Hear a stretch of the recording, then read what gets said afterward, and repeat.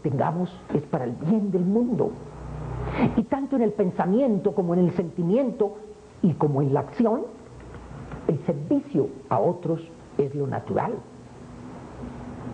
Él está mejor dotado para la acción en el futuro. En el otro caso, el individuo está poniendo estorbos.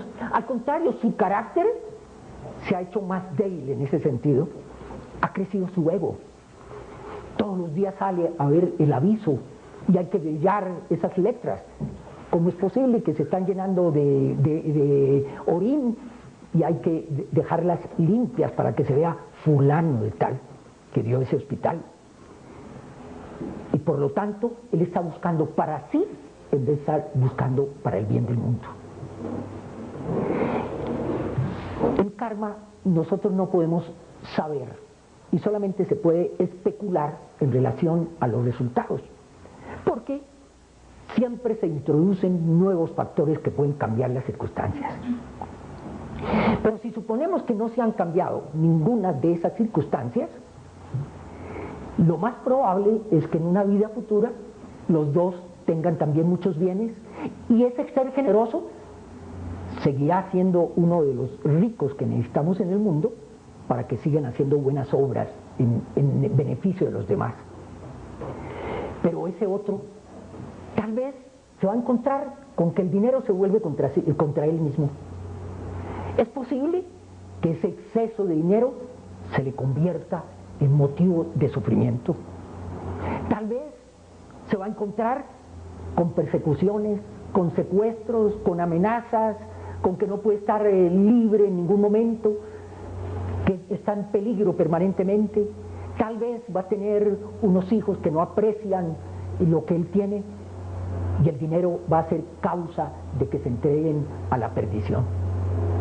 Por eso vemos tantos usos diferentes en relación con el dinero.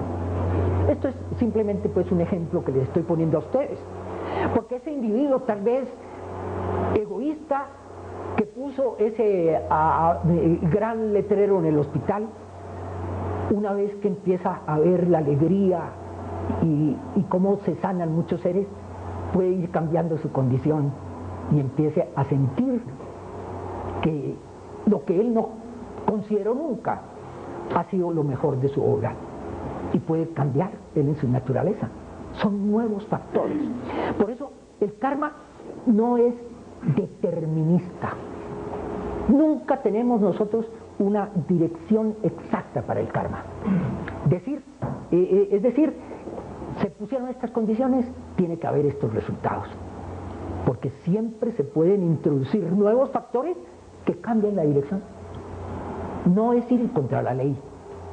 Es que la ley implica el conjunto de elementos que pueden cambiar una directriz. Como cuando en una mesa de billar una bola está dando vueltas y al chocar con otras cambia su dirección. Así nos está pasando a nosotros con todas las cosas. Y esto también es muy alentador, porque nosotros hemos podido cometer errores en nuestra ignorancia, pero si nos damos cuenta de eso, podemos introducir nuevos factores para cambiar esas mismas circunstancias.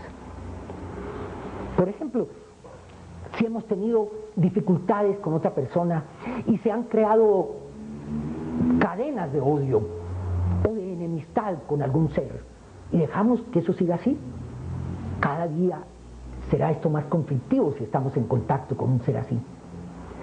Pero si nos damos cuenta de eso y decimos, se puede cambiar esta circunstancia, ¿qué puedo hacer yo en beneficio de ese ser?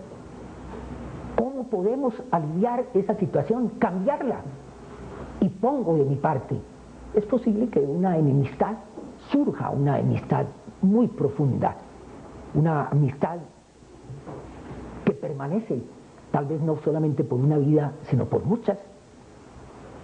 Por lo tanto, entonces, otra cosa que tenemos que ver en la ley de karma es que no es determinista. No es un kismet, no es un destino inexorable, sino que nosotros podemos ir cambiando la directriz. Los los resultados dependen de ese pensamiento y de ese deseo. El pensamiento es la fuerza constructora del carácter, porque cada uno es como piensa. Se puede construir entonces un carácter bondadoso o un carácter violento. Y el deseo tiene unas implicaciones también muy grandes, porque el deseo nos liga a lo que deseamos y ya casi no nos podemos escapar de aquello que deseamos. Y tal vez allí está la gran fuerza de la publicidad, en que nos está creando deseos y nosotros nos sentimos atraídos por eso y tenemos que ir a satisfacer ese deseo. Algo nos llega a la mente, queremos eso, y entonces, ¿cómo consigo el dinero? No lo tengo, me darán un préstamo, ¿en qué forma me lo van a dar? Pero quiero tener eso y llevármelo para mi casa. Y así sucede con todas las cosas, y nos vamos volviendo esclavos de los deseos. Muchas veces no nos damos cuenta de esto. Muchas de estas cosas que deseamos no las necesitamos, y cuando las tenemos ya no nos gustan. Ah, caramba, si yo hubiera comprado aquella otra marca, si yo hubiera hecho esto o aquello, pero allí está siempre ese deseo permanentemente en nosotros. Y cuando hay deseos torpes en nosotros, el resultado es doloroso. Y cuando los deseos son prudentes, los resultados son también benéficos para nosotros mismos y para los demás. Porque el deseo opera como un imán, y las cosas son como esas limaduras de hierro. Existe ese deseo y esto se produce una atracción tremenda sobre nosotros. Eso es muy importante que lo tengamos en cuenta, porque tenemos que ser muy cuidadosos con lo que deseamos. Yo creo que todos hemos conocido esa situación y esa esclavitud con los deseos. La ley del karma la vemos nosotros en la ciencia y ya la hemos ido analizando en varias de nuestras reuniones, aunque no estemos hablando de esa ley de karma, pero vemos ese cumplimiento de la acción y de la reacción en la ciencia. Y esa acción y reacción son iguales y opuestas. Es como una ley del péndulo. Si nosotros tenemos un péndulo y movemos la pesa hacia un lado, el péndulo se devolverá hacia el otro lado con una fuerza exactamente igual a la que pusimos en la primera parte al separarlo del centro. Si separamos solamente un poco esa pesa, la oscilación es suave, pero si la separamos mucho, entonces la fuerza con que se devuelve es mayor, la oscilación es más fuerte. La fuerza que nosotros le demos al pensamiento y al sentimiento también va a producir reacciones mayores o menores. No puede ser de otra manera. Y como siempre, en su campo, en el campo físico, en el campo emocional, en el campo mental, y muchas veces son diferentes. Y adquiere una fuerza tremenda muchas veces aquello. En ocasiones se llega a una acción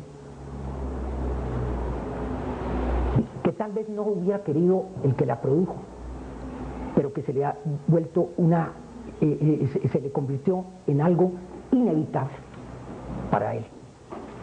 Una persona tiene el conflicto con otro y va aumentando ese conflicto hasta llegar de la antipatía al maltrato, hasta llegar al odio, puesto que todo lo que nos separe de los demás está en el camino del odio.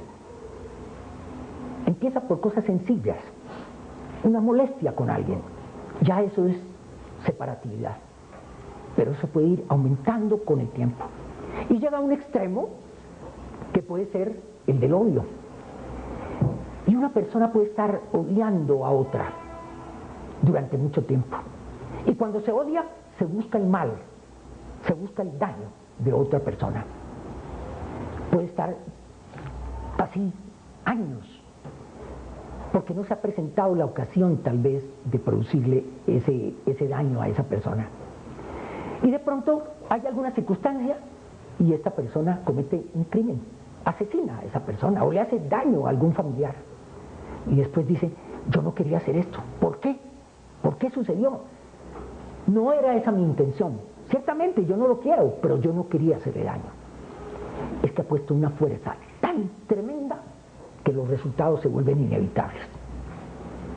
Vean ustedes cómo hay que tener cuidado en lo que pensamos y sentimos, porque eso puede ser como una especie de aluz que empieza por una piedrita que viene en ese nevado y va rodando hasta convertirse el resultado en una tragedia, porque se ha convertido eso en algo inevitable.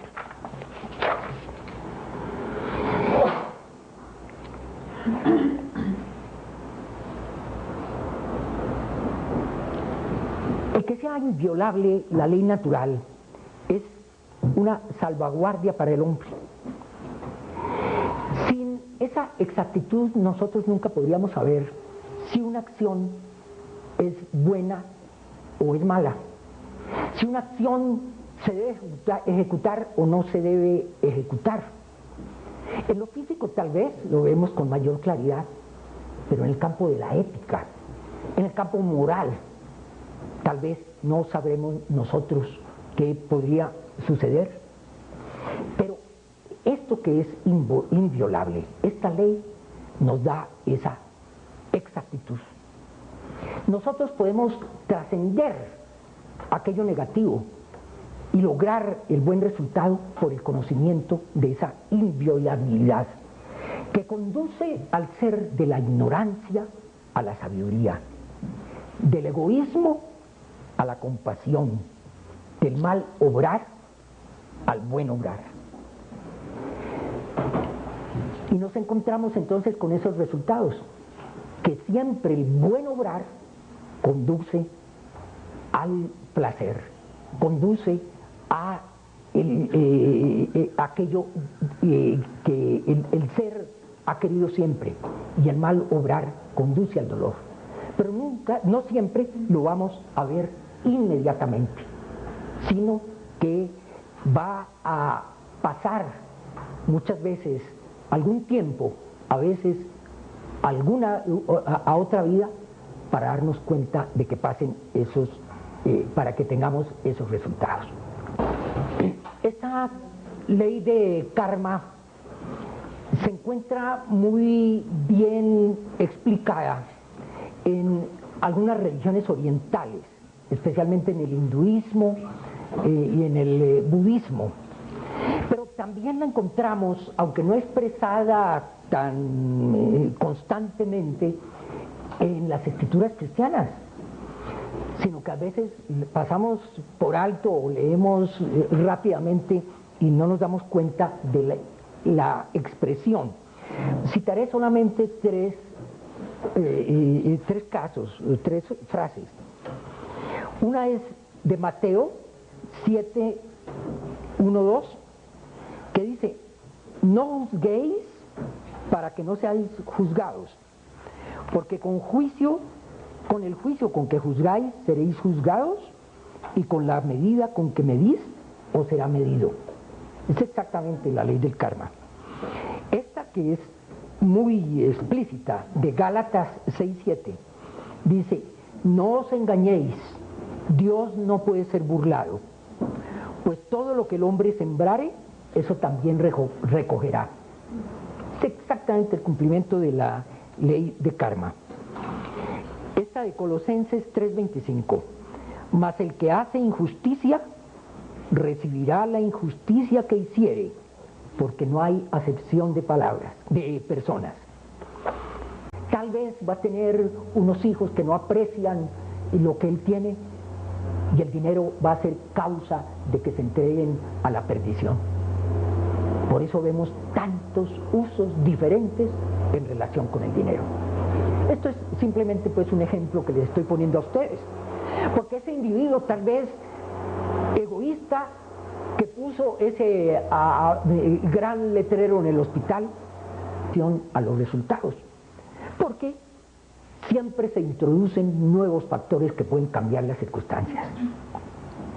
Pero si suponemos que no se han cambiado ninguna de esas circunstancias, lo más probable es que en una vida futura los dos tengan también muchos bienes y ese ser generoso seguirá siendo uno de los ricos que necesitamos en el mundo para que sigan haciendo buenas obras en beneficio que tengamos, es para el bien del mundo.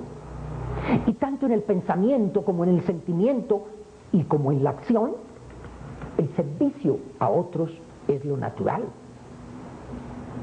Él está mejor dotado para la acción en el futuro. En el otro caso, el individuo está poniendo estorbos. Al contrario, su carácter se ha hecho más débil en ese sentido. Ha crecido su ego. Todos los días sale a ver a los demás. Pero ese otro tal vez se va a encontrar con que el dinero se vuelve contra él mismo. Es posible que ese exceso de dinero se le convierta en motivo de sufrimiento. Tal vez se va a encontrar con persecuciones, con secuestros, con amenazas, con que no puede estar libre en ningún momento, que está en peligro permanentemente el aviso, y hay que brillar esas letras.